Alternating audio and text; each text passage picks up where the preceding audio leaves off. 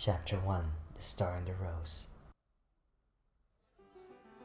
A scruffy young girl in tattered clothes peeked through the open gates of the Chateau de Sommeil. An afternoon gotcha was being held in its gardens. Do you guys just adore my Français? People from high-class states stroll around the manicured gardens with chatting loudly with one another. I'm gonna have to get my glasses next time I play this game because I just cannot see for the life of me. It's too tiny. There were beautiful ladies, clad in silk and velvet, their necks adorned with pearls and jewels.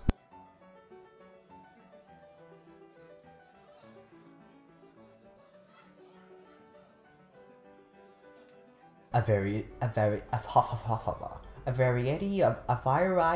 of foods were displayed on the tables. The girl stared at the food. She hadn't eaten properly for the past few days. Are you hungry, child? Are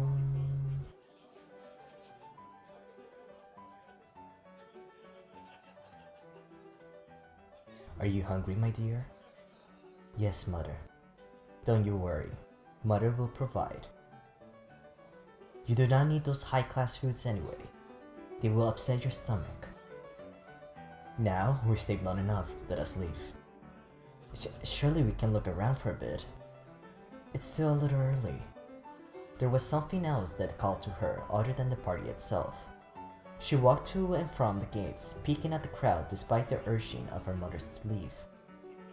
Just a tiny glance would be enough. The girl smiled at the thought of him. The owner of the chateau, the Marquis de Gould. The girl was drawn to him. It wasn't the same as the other people. He seemed different somehow. He was kind to her and would always hand her food when she delivered flowers. Her heart felt at ease with him. He is the same as everyone. I do not care for him.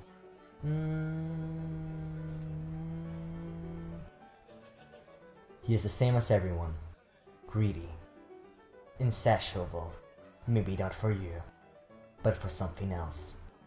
But he is a kind man, mother. I wonder who this mother is. Like, it has an emphasis on the M. Is it a fiction of her imagination? Is it a ghost? What could it possibly be?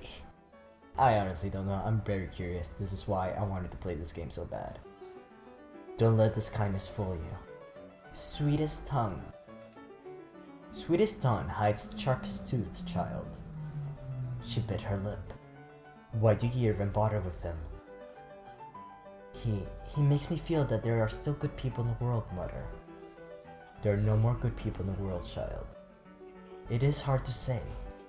It is hard to say, of course, dear. We do not know the real intentions people have. One can hope the real charity exists. But even good people will always put their needs first. Even your precious Marcus. Don't you think I'm a good person, mother? Of course I do. Of course I do, child. You are special.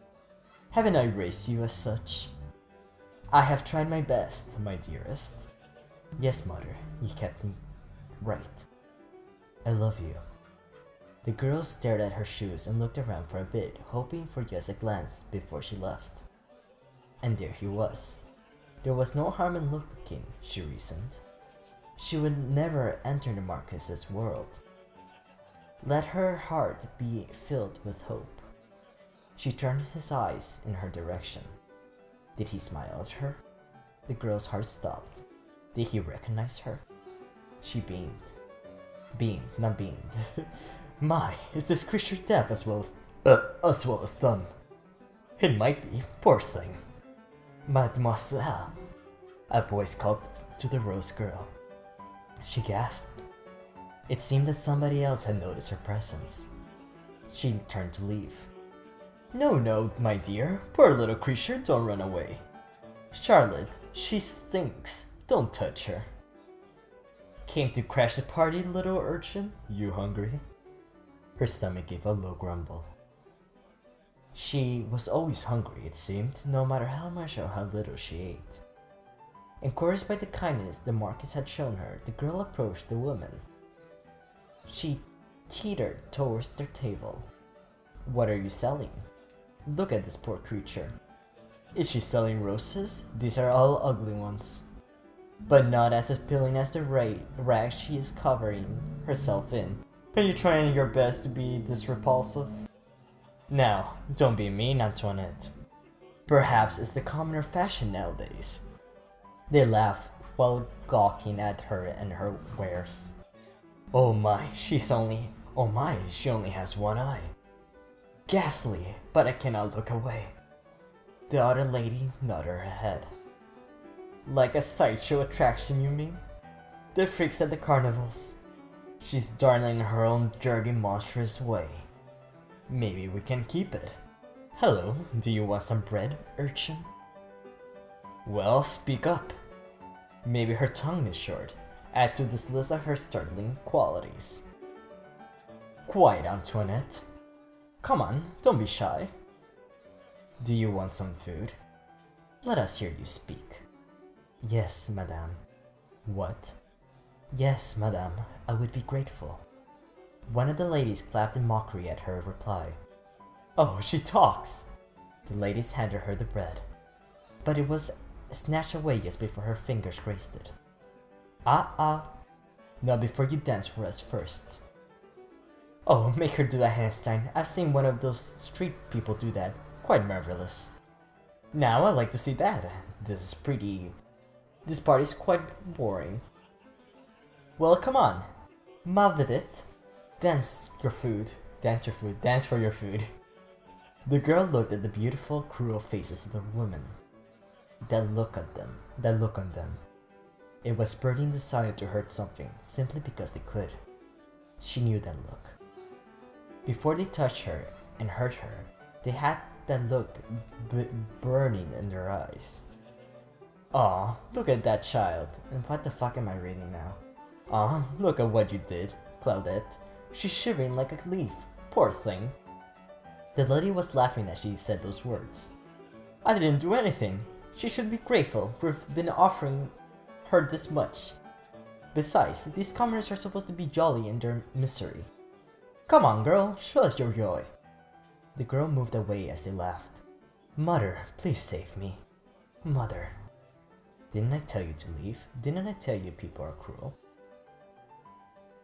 Didn't I tell you to leave, insolent child? Now you call for me? Try to deal with this situation yourself. You have put yourself in this position anyway. I hope you learned your lesson." "Hey there." A child's voice called out from behind her.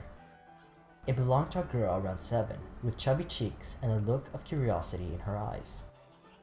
She wore an old blue dress, somewhat patched at the corners, but kept clean and tidy. She was not rich, but she had an air if she owned ground she stood on. Another commoner? This party's absolutely teeming with them." "The Marquis loves these things, heard. He picks them randomly from the street. Maybe I should give me one too. Do you think it is fashionable abroad in this... I cannot speak. Do you think it is fashionable abroad in his birth country, I mean? Persia? No, I heard he was from India. I heard a rumor he's a bastard son of a Greek queen. Goodness, that is so far-fetched. I could barely pronounce his name though. He really should change it to something more acceptable. Who knows what kind of demons he might attract with such a blasphemous name. Aha, I must be why all these nasty, horrid little creatures flock around him. Oh. Devil or not, I'll forgive him if he kisses my hand." The ladies laughed. "Salope, aren't you shameless?" "Don't lie, we all know why we're here." The ladies gossip among themselves, openly ignoring the girl. The young girl looked slightly with a shrug. She approached the table and asserted her presence. "What you doing?" "Goodness, they don't take a hint, do they? There's something shiny, it might distract them. Hey, you've been holding that bread for a long time. Aren't you going to give it to her?" She pointed at the shabby rose bender. Why do you care? Do you want the bread for yourself? I bet she's hungry too. I know, maybe you should toss the bread and see if they'll fight for it. The ladies oh god. The ladies laughed to themselves. The girl stared at them with confusion. Her brows forward in a childlike understanding. Next thing everyone knew, she had to swipe the bread from the woman's hand. Oh my. How rude, says the rude one. Horrible, filthy girl, give that back. The girl sniffed a piece of bread and nibbled at the surface. Yummy. What was that? Yummy, it's still warm. Guess shoved the bread. I can't read. She shoved the bread in the urchin's face. The scrumptious scent of bread flooded the rose girl's nose. Lick it. The sugared butter tastes good. No, you devil child, give it back. The urchin licked it. The tongue was coated in sweetness. She stood there, squeezing the taste in her tongue. The girl grinned at her, and she couldn't help but grin back. Sorry, here you go, it's all yours. Ugh, disgusting. Like we're going to eat anything that's been in your filthy mouths. Whoa, so this is ours now? Your ladies are so nice. Cheeky little bread, I'll have you thrown out from this party, I'll have you. A young man strode through the commotion, a sweet scent lingered as he passed. The rose girl left her mouth well up. His presence filled her body almost as her hunger was abated. She blushed furiously. What a strange effect he had. Ladies? Oh, Sir Guillermo. I just came to check on my esteemed guest. Is everything alright? Are you enjoying yourselves? One of the ladies started fanning herself with obvious annoyance. Well, these little beasts have been harassing us. Yes, my lord. We were just minding our own business when this girl swiped the food off our table. Horrible little nits. The girl stuck out her tongue at them. A lady wiped her eyes in mock tears.